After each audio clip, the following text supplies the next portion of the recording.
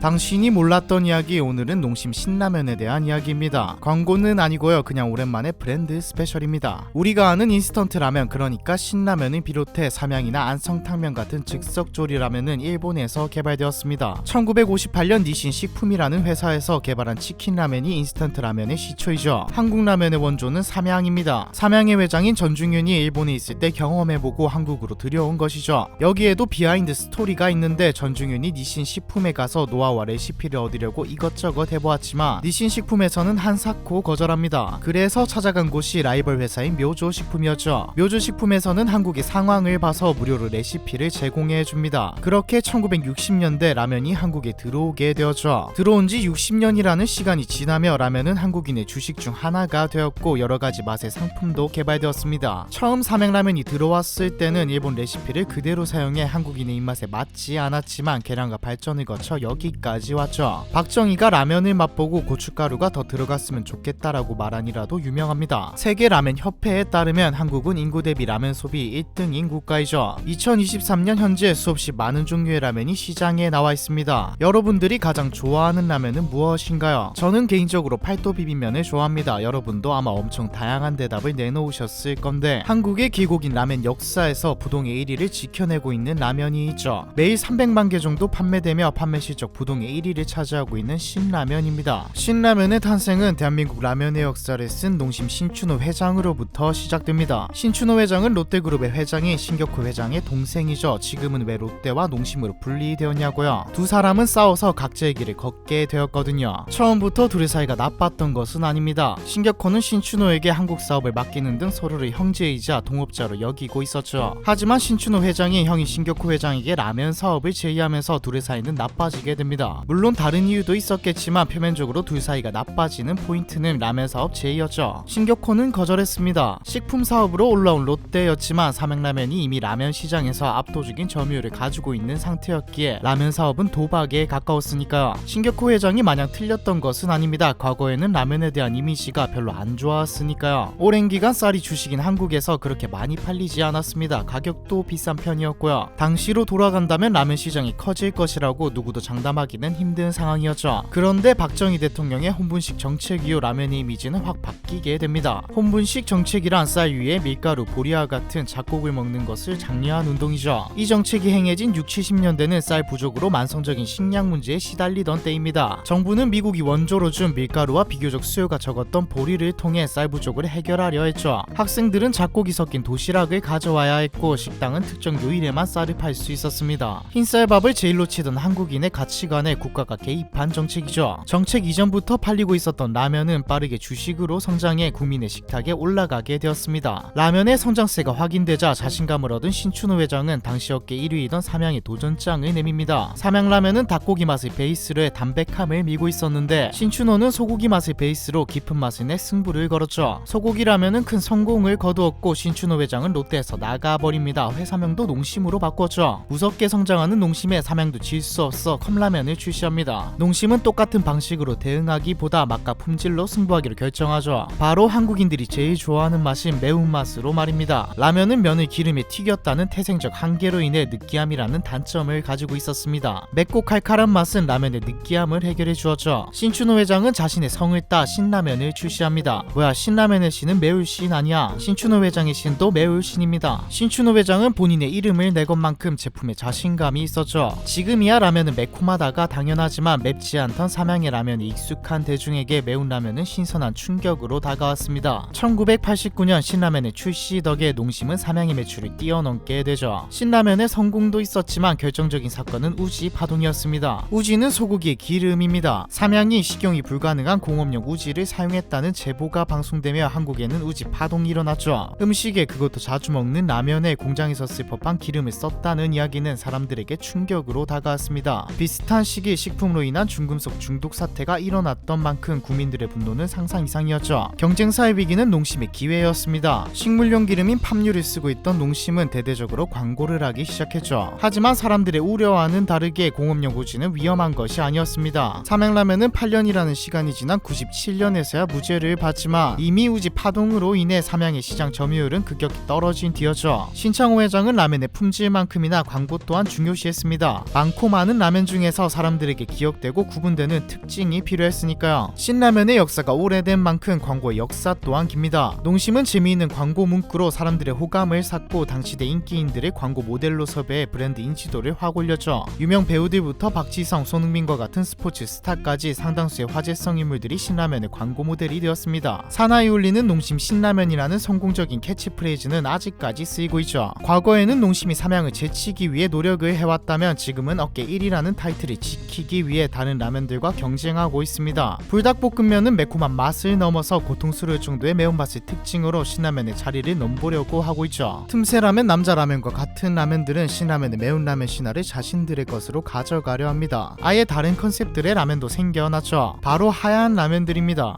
2010년대부터 라면은 빨간색이라는 고정관념에 맞선 새로운 종류의 라면들이 등장하기 시작했죠. 꼬꼬면 나가사키 짬뽕과 같은 백색 계열의 라면들이 대표적인 하얀 라면들입니다. 농심도 손을 놓고 있지만은 않았습니다. 신라면 블랙을 출시해 라면의 프리미엄화를 노렸죠. 기존 인스턴트 제품이 저렴하고 대충 한 끼 때우기 위한 음식이라는 고정관념에서 벗어나 라면도 충분히 고급 음식이 될 수 있다는 것을 보여주려 한 것입니다. 하지만 농심의 기대와는 달리 대중의 시선은 냉혹했습니다. 너무나도 비싼 가격 때문이었죠. 일반 봉지라면의 2배에 달하는 가격은 저렴한 가격으로 신라면을 선택하던 사람들의 선택을 받지 못했습니다. 내용물 또한 프리미엄 라면이라고 하기엔 많이 부족했죠. 신라면 블랙의 실패는 농심에게 쓴 교훈을 안겨주었습니다. 결국 시장에서 철수하게 되죠. 지금은 잘 팔리고 있습니다. 재출시도 했고 맛도 좋아져서 저도 군대에서 많이 먹었던 기억이 있네요. 2020년 6월에는 신라면 블랙이 뉴욕타임즈 선정 세계에서 가장 맛있는 라면 1위에 선정되기도 했습니다. 신라면은 이미 단독 브랜드로 전 세계 수출을 하고 있습니다. 세계 어디를 가도 쉽게 찾아볼 수 있는 상품이 되었죠. 한국인과 달리 매운맛의 선호도가 높지 않은 외국에서는 현지화를 통해 맵기를 줄인다든지 스프의 구성이 바뀌어 출시되고 있습니다. 무슬림들을 위해 돼지고기 성분을 뺄 할랄 신라면, 채식주의자들을 위한 그린 신라면이 대표적인 예라고 할 수 있겠네요. 폐쇄적인 북한에서도 신라면은 인기 제품입니다. 장마당에서 몰래 거래되던 신라면은 이제 당당하게 국영 상점에서 팔리고 있죠. 해외 제품 말고도 단종되었지만 신라면 블랙과 같이 변화점을 준 다양한 제품들이 있습니다. 매운맛을 강화한 신라면 레드, 신라면 피자 비빔면과 같이 말이죠. 신라면 피자 비빔면은 안 먹어봤는데 글쎄요, 선뜻 구매하기가 힘든 이름이네요. 2022년 기준 판매 순위 1위로 오랜 시간 꾸준히 사랑받아온 신라면은 단순히 인기 있는 라면에서 그치는 게 아닌 매운맛을 좋아하는 한국인의 특성과 과거 가난했던 한국 근대화의 상징이라고도 할 수 있겠네요. 마지막으로 신라면 홈페이지에서 연역을 보다 우주 신라면 개발이라는 게 있어서 뭐지 하고 찾아봤는데 설마 했는데 진짜 우주에서 먹는 신라면이었습니다. 2008년 연구원과 식품기업이 합작해서 우주로 보낼 우주 식량을 이것저것 만들었는데 기업 중 하나가 농심이었던 것이죠. 정확히는 농심과 한국원자력연구원이 손잡고 만들었습니다. 약간 비빔면 같은 느낌의 신라면이라는데 먹은 사람들의 평이 다 맛있다네요. 기존 신라면보다 10%가량 더 짜다고 합니다. 한번 먹어보고 싶네요. 브랜드 스페셜 신라면 이번 편은 여기까지입니다.